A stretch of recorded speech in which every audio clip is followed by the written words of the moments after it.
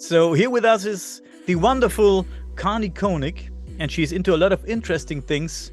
But Cahni, if you don't mind, please introduce yourself to the audience and tell us where you grew up and what you're doing. Well, thank you very much. I'm originally from outside of Washington, D.C., in a town called Rockville, Maryland. And I am now living in Florida because I could not stand the cold. And I've always felt that I belonged in like California or Florida or someplace like that. So I moved down to Florida. Long story short, I had a lot of corporate jobs, and it just was not a good fit for me. And I could not figure out what I was supposed to be doing with myself. I've always had a love for the paranormal. I've always been super, super interested in that ever since I was a kid, and into horror films and obsessed with aliens and cryptids and, all that good stuff. And I became a paranormal investigator, as a kid, doing as many, little things, seeking things out, and going to cemeteries and getting people to drive me here and there and wherever these local legends were. And, there were periods of time where I stopped doing that, but I always felt a strong pull to that. As I got older and I had this, serious unrest with myself, like, what am I supposed to be doing? I happened to come across somebody on Facebook that I was following, and he was very big into meditation and things like that. And he was talking about how you could become a hypnotherapist in a weekend's worth of training. So I was like, what? I can do that in a weekend's worth of training? Like, that's super exciting. Well, it was in Santa Barbara. It was too much money. It was too far away, and it was too soon. And I was like, well, I can't make that happen. So let me see if I can find something local. So I found one of the top hypnotherapy schools in the country, happened to be in Tampa. And it was 9 months long and not a weekend's worth of training. So that kind of made me lose faith in this other guy over here. Um, but I became a hypnotherapist. And then that led me to becoming a Reiki master, developing my psychic mediumship, um, paranormal investigator. And then I became a full Mesa carrier shaman. So I just consider myself to be a medicine woman, but I'm a Incan Peruvian shaman, from the Caro lineage. So I do a lot of different things. I'm with the Warren Legacy Foundation for Paranormal Research, and that is led by Chris McKinnell, who is Ed and Lorraine Warren's grandson. And he actually started the foundation with Lorraine Warren before her death. I am the team lead for PERS, Paranormal Existence Research Society, here in Tampa, Florida. Bill Slevin is our fearless leader over on the East Coast, and he runs the team. So I just lead the Tampa area division. So I have Sacred Space Spiritual Center here in Brandon, Florida, and sometimes they teach classes, but I'm just so busy doing different types of healing sessions, hypnotherapy, shamanic healing. I do shamanic Reiki fusion sessions. So I do a lot of that stuff, very, very much into the paranormal, helping people with residential cases, traveling around and hitting those big locations as well. So, this is more of a fit for me than working in a corporate setting for sure. So, and that, also led me to do, TV hosting and things like that, and appearing on podcasts with wonderful people like you guys. So that's just a little bit about my background. Well, thank Oh, you. that's so awesome. Yeah, you got quite the list of credentials. Yeah. Yeah, I want to hear more about some of your hypnotherapy. If you could share some of the Sure, stories that you might have had with some people for talking sure, about ETs. for sure. So I went through a training process specifically for ETs. And I was told by my instructor, you don't have to believe in ghosts, but of course I do, because you can get entity attachments, and we do release the entities. And I know several ways to do that, but I did learn a hypnotherapy technique for that as well. But he said there's, no disputing that ETs are real. And so he had to teach us, how to handle those situations. So sometimes what can happen is somebody can come to you and, all of a sudden a spontaneous memory of abduction comes up. But sometimes that is not the truth. And it's not that they're necessarily lying. The subconscious may be bringing that up because whatever the real scenario is may be too difficult for them to deal with. So for whatever reason, it may think that this is easier for them to deal with. So there are some similarities with the real ET abduction cases. I have not had anybody come to me and have it be a surprise that they were abducted. Everybody generally will come to me and they'll say, okay, this is happening, or it has happened and I want to get more information about it. Or I've had people say, I don't know if this was a dream and I'd like to explore it further. I had one woman, and when she was very young, maybe like 8, she said that she went to sleep and she woke up and she was on board a craft and she could see out into the galaxy, but she felt safe, and she felt like this was natural. And they told her, they said, we need you and we want you to come home. We have some really important things for you to do. But if you go home with us, you will not see your Earth family again. And it's okay if you don't want to do this right now, but we came to get you to see if you were ready to do this. And she chose to come back. And so they didn't argue. But she felt this sense of peace, and she said she could see all this light, and they were like they were approaching like a planet, like she could see it, but she doesn't remember anything past that. And it went a little bit deeper than that with the conversation, but they wouldn't tell her what they needed her for or where they were going or what was going on. But she said that they were communicating with her telepathically. Generally at 8 years old, you don't think about things like that somebody's communicating with you telepathically, so when she went into hypnosis and she was recalling this information, she ended up telling me, she's like, this was real. She said, I feel that this was real. The conversation and just, the way they were and the feeling that she got when she was there. She's like, this was far deeper than a dream. It was not, just a fantasy or something that she'd seen on TV or something like that. And she described what they look like. And I don't really recall, but they were not grays. It was something else. And I think she said they were wearing some type of like long robe. And I don't know if she could really see their face, if it was like more shielded, but she's like, I wonder what would have happened had I just gone.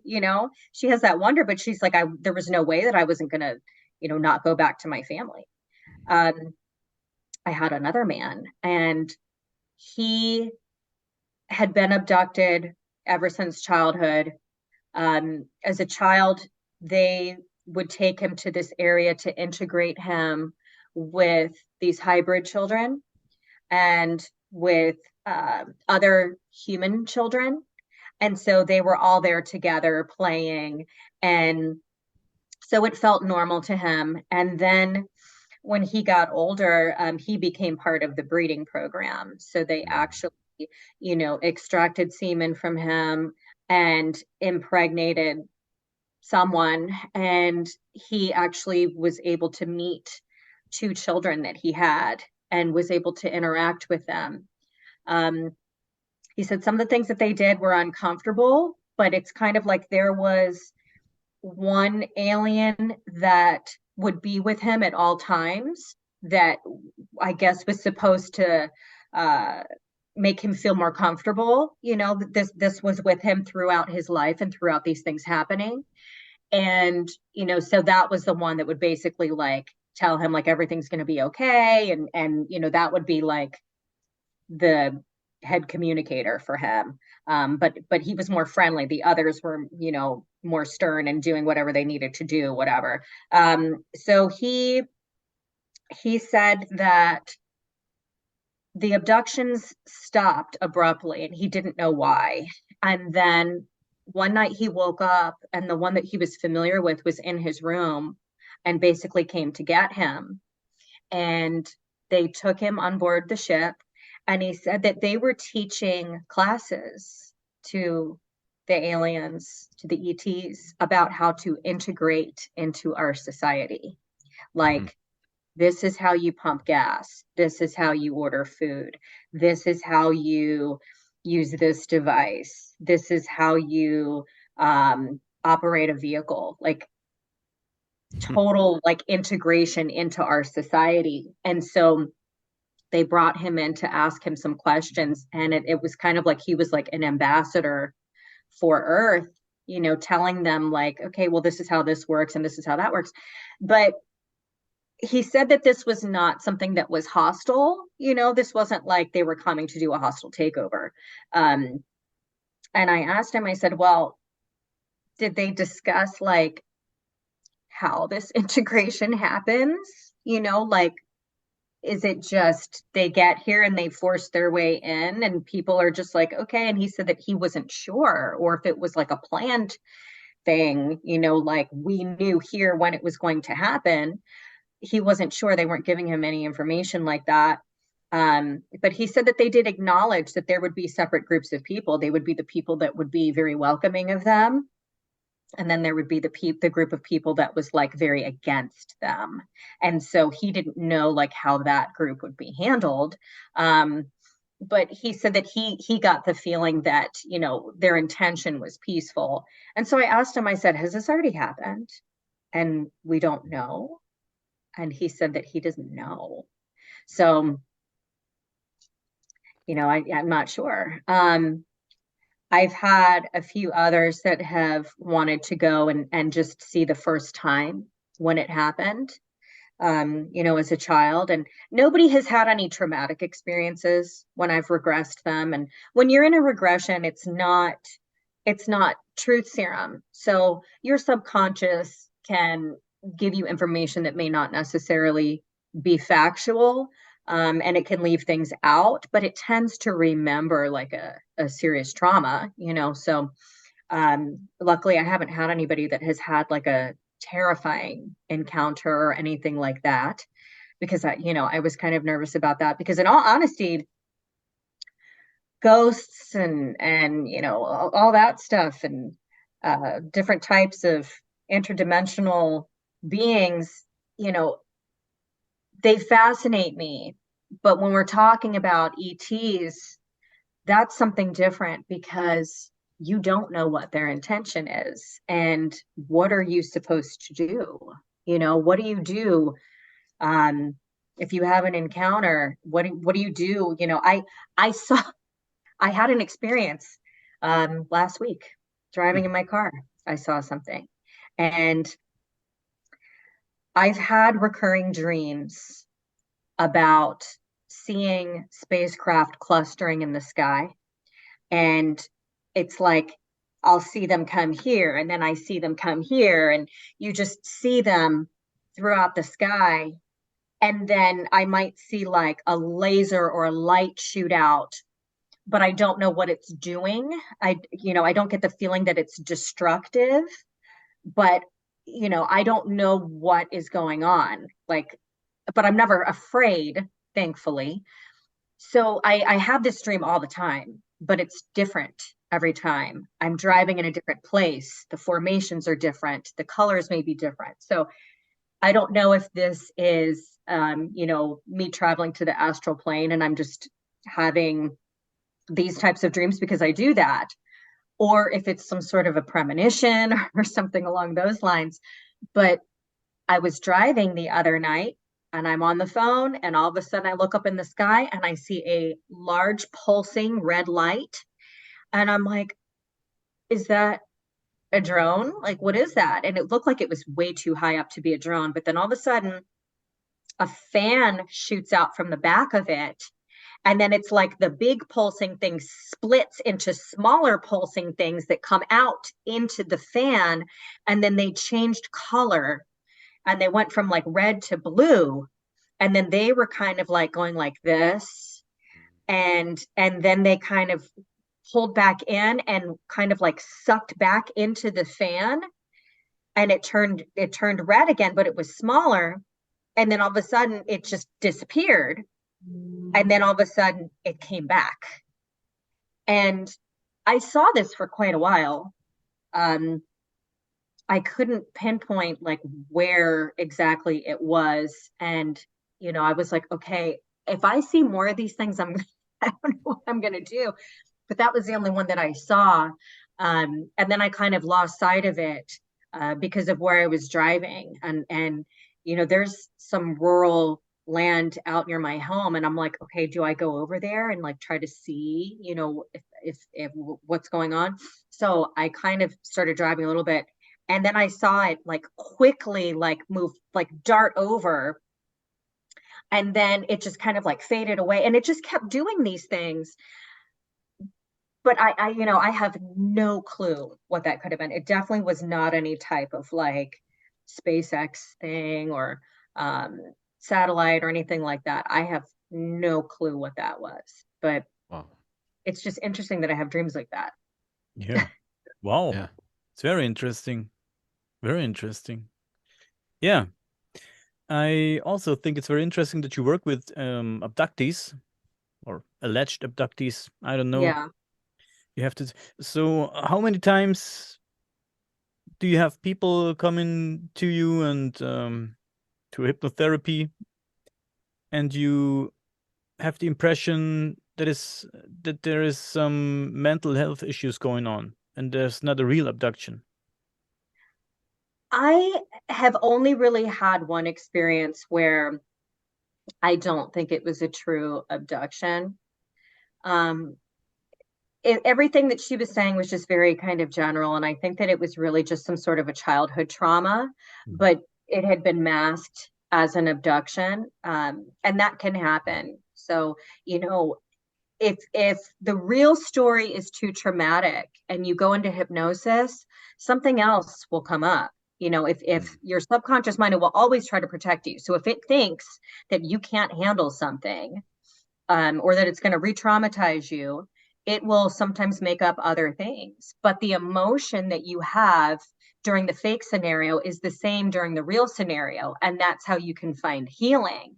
So, you know, this particular one, it just didn't feel right, you know, and I was asking for descriptions of what these things look like. And it was like very textbook, you know, little green men type of thing. And, you know, the people that I've spoken to that I believe are true abductees, you know, they talk about their eyes being different, that they have lenses over their eyes, you know, and that there's like an indentation in the head. You know, they talk about more detail than just, you know, little green guys with the typical, you know, like trying to make it in shape with my hand, but you know what I mean? You know, the triangular shape head, cartoony looking. So, you know, I haven't had anybody that I believe was like, well, I take that back.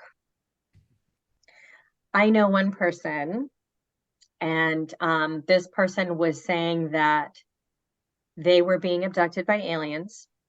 And what happened was they started taking photographs of the sky.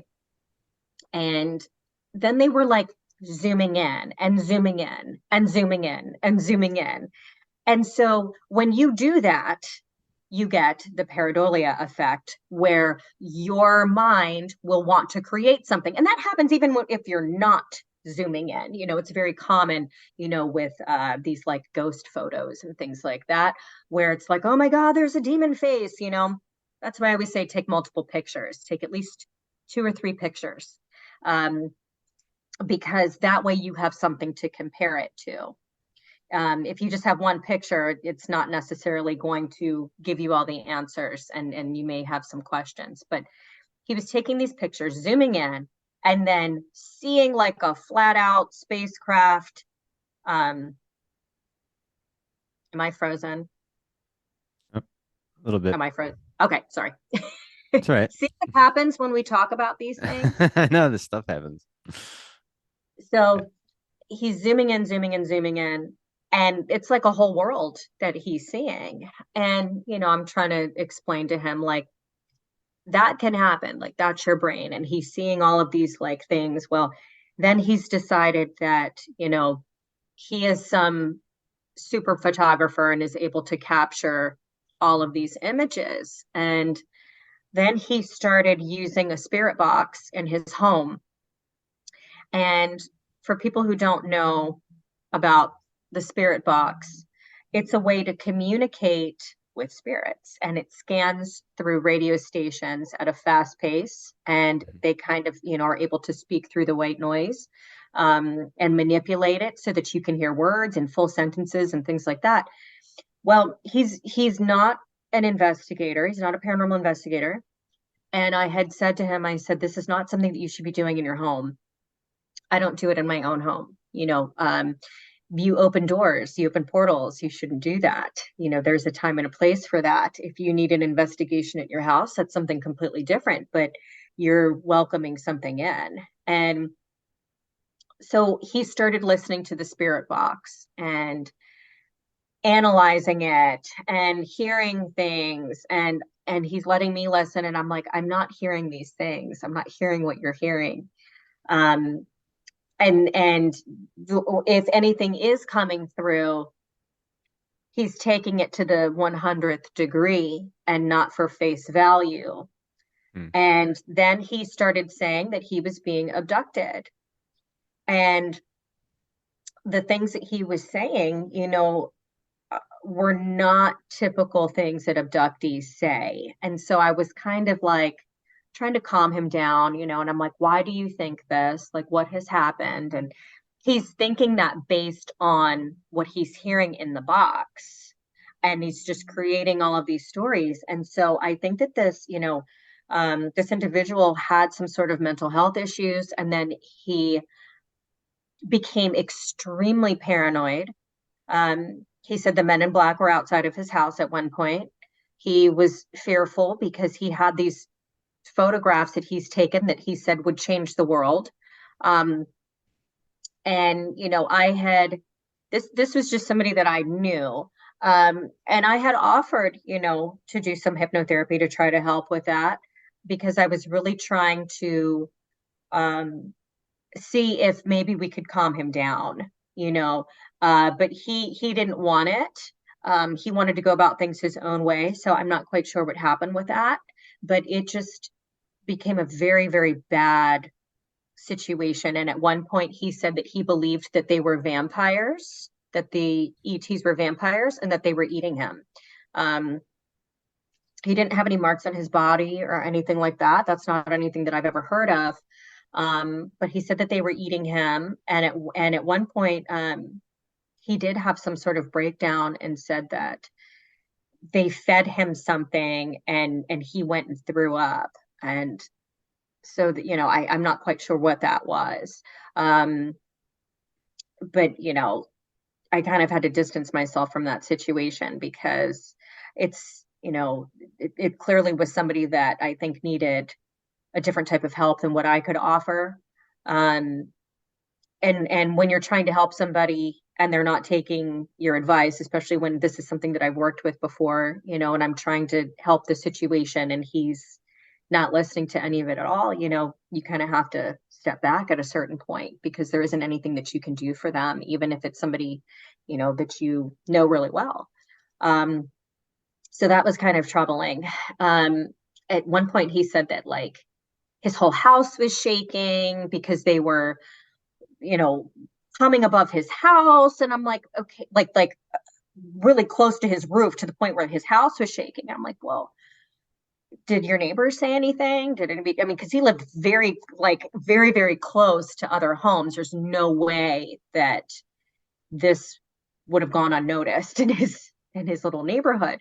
So I think that this was, some sort of a breakdown that he was having. Mhm. And, there's certain things that you do and don't do in the realm of paranormal. And, you have to have boundaries, you have to have rules, you have to have respect. Um, and he just unfortunately didn't know what he was messing with. And so I think that it just caused a lot of things to Yeah. come up. It's interesting. It's very interesting. And since we have a paranormal investigator here today, I'd like to show you a video that I took myself when we were in an old bunker from Eastern Germany, and we went there on a lost place tour. And I took this video and I filmed the door. And no, I'm not saying it. Let me show you the video. Okay. I wonder what you have to say about this video. Let me share the screen. Okay. So, what I saw, but I only saw it when I watched the video. I didn't see it with my naked eye. I couldn't see it when I was filming the wall. I only saw it on the video. So it starts here in the right corner. And it Okay. goes from here to here. So watch. Okay. Do you see it? Yeah. I mean, you could say it's a bug or something, but like I said, I was watching the wall and the door the whole time, and I didn't see it with my own eyes. We only saw it on the camera. I think it's spooky. Well, it's interesting because it's black. It's interesting because it has a tail.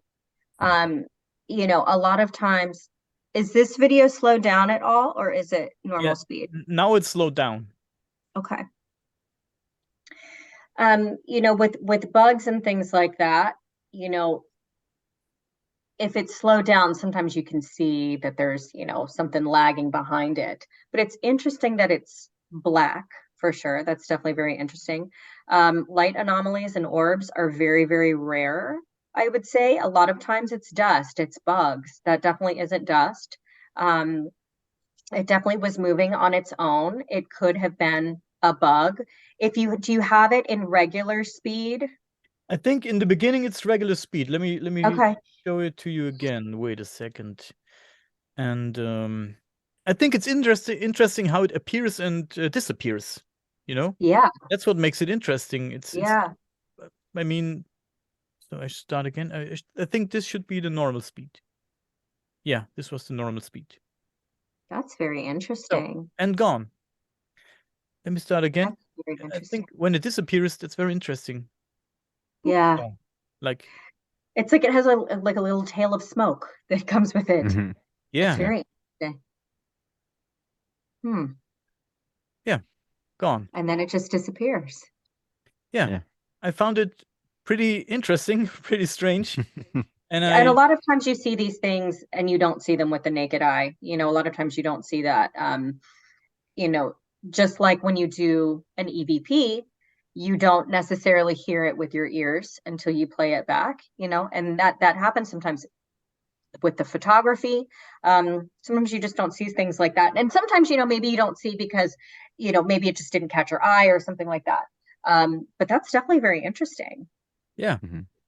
I thought it might be interesting for you to watch For it. sure. I had some strange stuff going on in our house too. Our house is from 1800, I don't know, 60 or so. I'm guessing a lot of stuff happened here. Maybe people died here. Yeah. And we had few years back, like maybe almost 10 years back, we heard there was a time like for 2 months in a row, almost every night we heard steps, big heavy steps from the ceiling coming from, I don't know, from upstairs. And we went upstairs to see what's going on, but there was nothing. We did send the dogs up there, but they sensed nothing. They were quiet. And then this one time I was in the bathroom upstairs and I locked the door because we have kids, if you have kids. But it was late at night, but kids were sleeping, but you want your privacy. So I locked the door with the key. And I was washing my hands. And when I was washing my hands, I saw and heard the doorknob go down, like very slow and up again. And I was calling my daughter's name. I said, "Do you need to go to toilet or?" No, there was nothing. I opened the door like 5 seconds later, and there was nobody. I was going to the bedroom, and she was in her bed. My wife was sleeping. My stepson was sleeping. So everybody was sound asleep. It was crazy, and I was thinking, what the fuck was that? It wasn't a cat, because if the cat was jumping the doorknob, it would go boop boop. Yeah, Like, it'd be quick. yeah, it It'd be would be, quick if the cat was but doing it. it was pretty slow, like very slow. Yeah. And then a short time later, I got up from this desk here and went to the kitchen to get a glass of water, and I got into the kitchen, and on the sink there was a little knife, a little sharp knife. And when I approached the sink, the knife started to turn like a compass needle, like Oh, 4 or 5 centimeters. And I'm not that guy who believes in all that stuff, like totally. I'm a skeptic. Let's put it this way. I love all these topics and I love listening to these stories, but I'm not that guy. No, that doesn't happen to me. And I saw this knife moving, and then my brain started to think maybe there was a mouse jumping from the sink or whatnot, or maybe a window was open, but no, there was no mouse, there was no window that was open. And I said, okay, that was strange. And the door was like 3 meters apart from the sink, so I don't think it was the wind. And that was pretty strange too. But I'm a guy, I don't think much about that stuff. Maybe that's why stuff like that doesn't happen very often to me, because I don't think about it. I'm not afraid. I think if there is a ghost, he's there for a long time, or more ghosts. And maybe there's some souls or spirits around that still here from the past. So if they're here, they live with me for many years now and didn't bother me since then. So I'm not afraid. I'm not afraid that something could happen to us. Maybe that's why nothing happens. Nothing really bad happens. Never did happen really bad stuff.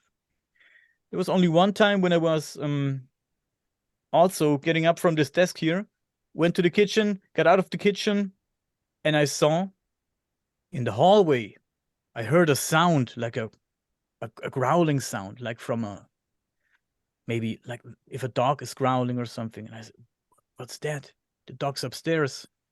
And I looked along the hallway and I saw this big shadow.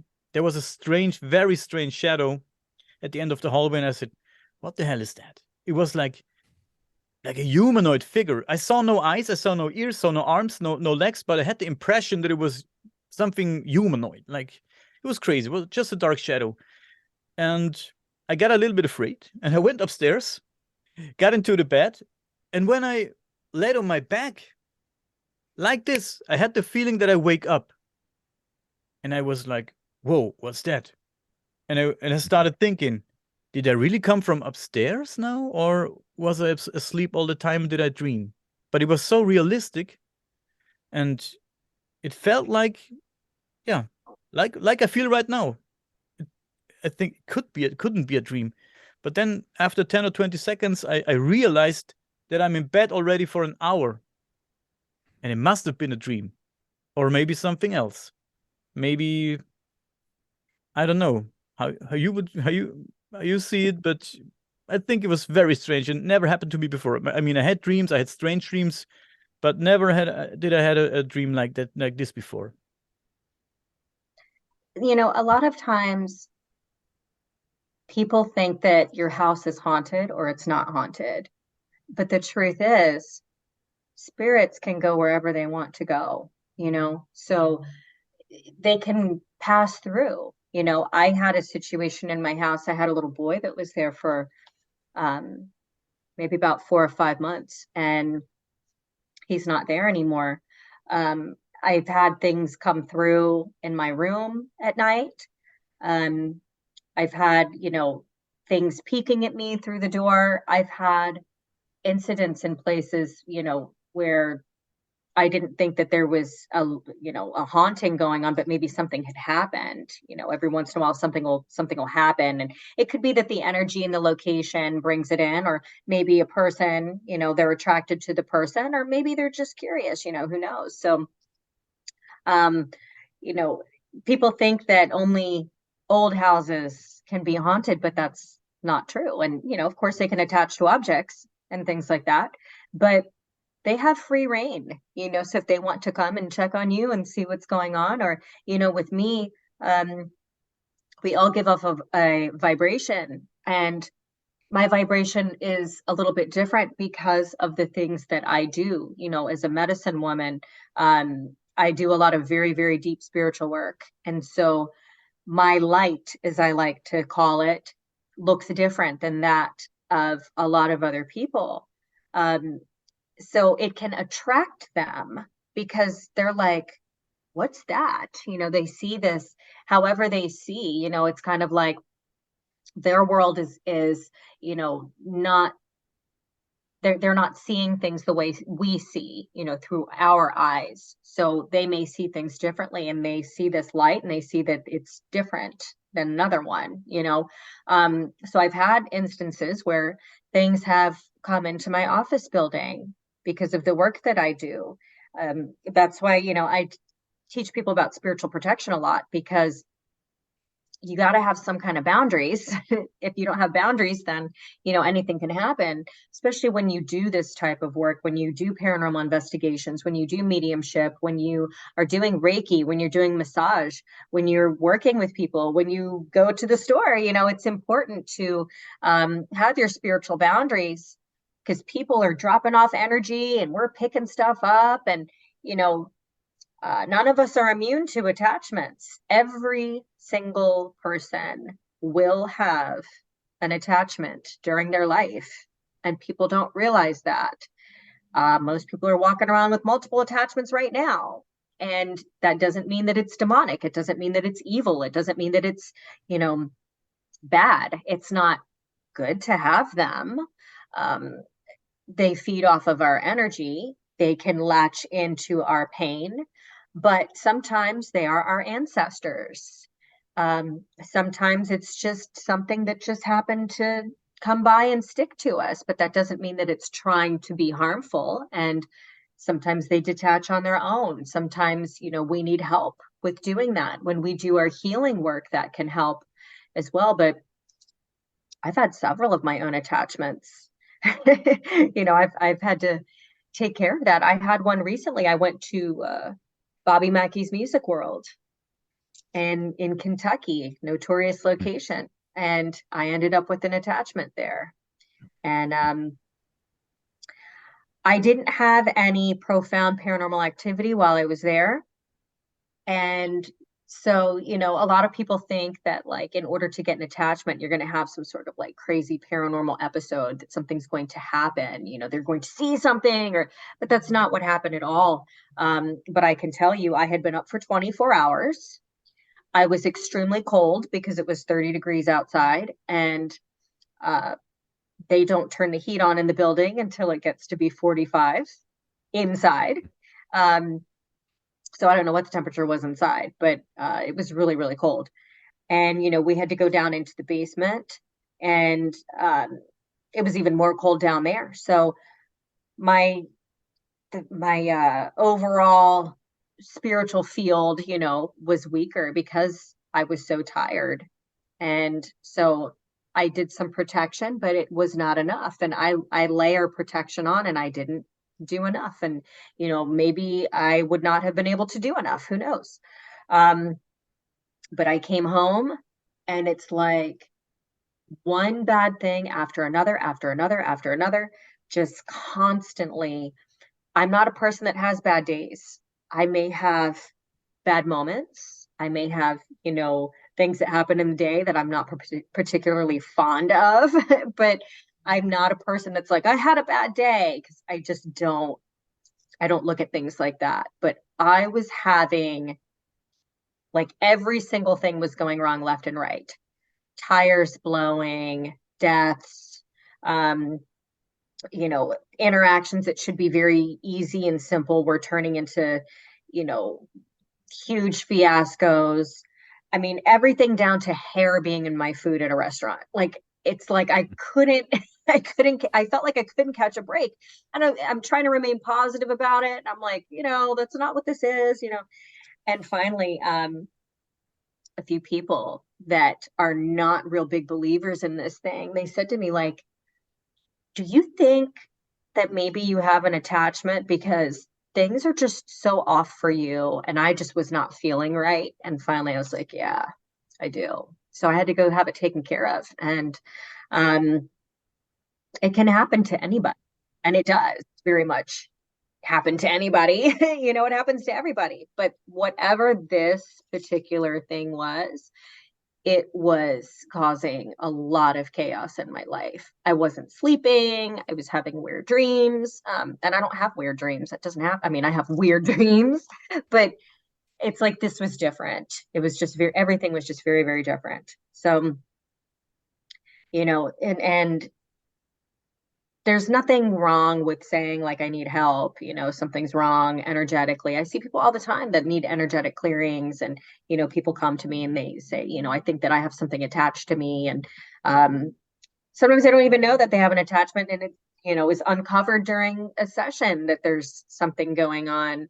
But ultimately you have to heal whatever hooks this attachment has hooked into, because it hooked in for a reason. It had commonality in some way, shape, or form that it was able to latch in. That's how it works. So you have to heal the hooks. Otherwise, it can come back, or something else can come back. And, when I remove things from people, I have to give them homework. You have to do the homework. If you don't do the homework, then, it can happen again. So it's very, very important. People think, healing is about waving a magic wand, like, oh, let me just heal you, but it doesn't work that way. Unfortunately, it does not. And there's a difference between hypnotherapy and the shamanic healing, although it is subconscious work for sure. With hypnotherapy, I'm coaching the client along. The client is not unconscious. They know everything that I'm saying to them. They know everything that they're saying back to me. They're aware. It's not truth serum. I can't make you do anything you don't want to do. But I'm coaching you along, and you can only go as far as you will allow yourself with the healing. It doesn't matter what I do. I cannot push somebody to take a leap if they can only take a baby step, and that's fine. I work with everybody where they're at. Well, with the shamanic healing, I actually am going in and I'm doing the work. And so, it's very, very deep, and it can be, soul contracts. I can pull soul contracts and look at them. I can retrieve soul fragments, because we all lose pieces of our souls during times of trauma and during relationships, car accidents, surgeries.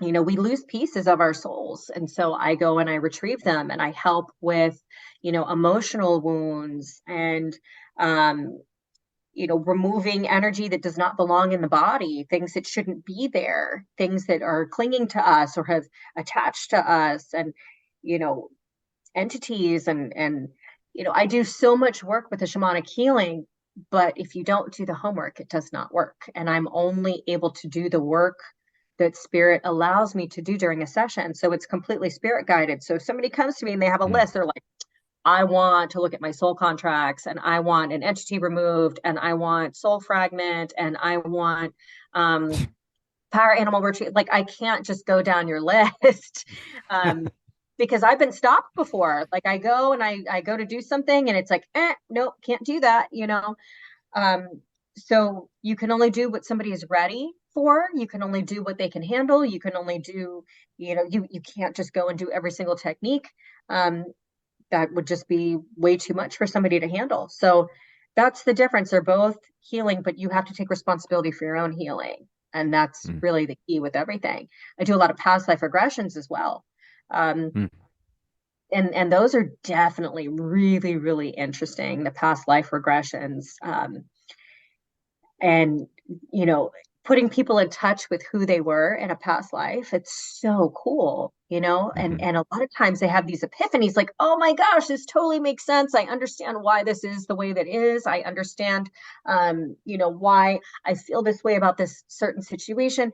So it's really, really cool. There's a lot of healing in past life work. Yeah. Wow. So, Cahni, we don't have much time left, but there's one thing that we are very interested in. Dustin and I have been watching some videos where you can be seen doing paranormal investigations. And one of those videos was called, I think, the West Wing investigation or so. We had fun watching it and we discussed a lot. And in one scene, you could see the face of a spirit and a creepy hand. Can you tell us about it? So that was Paranormal is Normal. That's on Amazon and Tubi and a few other streaming channels, I believe, and I think it's on YouTube as well. So there's some confusion about that. All of the paranormal activity in that is real. The spirit release that I did was real. There's some things that, were edited out, so the viewers may not see exactly, what really transpired. But I was shocked when I saw that hand come like that. I mean, that was pretty shocking to me. I didn't visually see that as I was coming down the stairs. That was really me coming down the stairs. That was really my body cam footage. And it was pretty shocking to me when I saw that.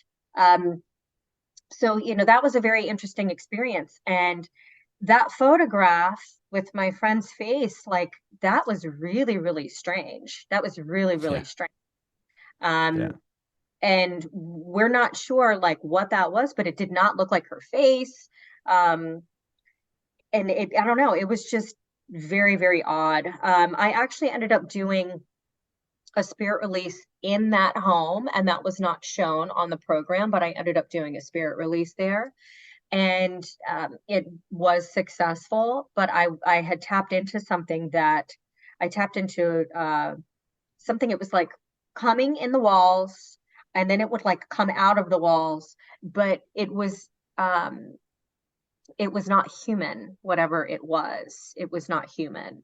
And I wasn't able to really tap into what it was and get a whole lot of information about it, but I did end up releasing that from the home. And it's a shame that in this show we can't see all of the things you do and the work you do. Right. It's a shame because there's so much more to it than than they show on the show. For sure. And I didn't do the editing. So, I wasn't responsible for that. I had filmed a lot of amazing footage that unfortunately was not used. And, I wasn't in charge of the concept or any of that stuff. At the end of the day, I've got a lot of other things that I'm working on that I'm putting out that are a little bit more aligned with what I really want to get out there and really want to show and what I think, people really want to see. So, I'm really excited for all of these other things that I've got. And, I also did, it's called Sitanga, and that's also on Amazon Prime, but it's a little bit different because I'm not the one investigating, but I'm interviewing James Brost, who actually did this amazing investigation on Native American reservation. And it's about Bigfoot and spirits, and it's really, really cool. I've also done an investigation on Paraflix at Moundsville in West Virginia, and that one was pretty interesting as well. So, I try to be really versatile in the things that I show, and I try to, do things that I think people will enjoy. So I'm really excited because there's a lot of good stuff that is yet to come from me. Yeah. And although this show doesn't really show everything you do, it gives you a good insight on how you approach these interesting cases. That's the good thing. Yeah. It was a good experience, there was so much more that I believe could have been shown. But it's okay. And at the end of the day, like I said, it was a good experience, and I'm happy that, people like it.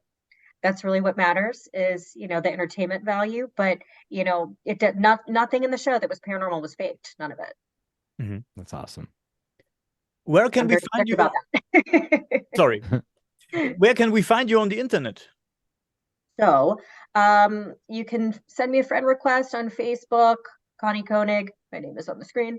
I also have sacredspacespiritualcenter.com. On Instagram, I am Paranormal Connie, spelled the way I spell my name. On TikTok, I am also Paranormal Connie. I haven't released a lot of TikTok stuff, but I'm working on it because I've got some cool little things that I'm going to show. I'm going to be doing some investigations very soon that are going to be really big, and I can't wait to share that with everybody. So come and send me a friend request. That's Okay. awesome. We definitely have to have you back to tell us I would more love about to. some of these new investigations that you have coming up. Yeah, So that's awesome. I think so too. Thank you for having me. You're welcome. Please stay with us for 2 more minutes.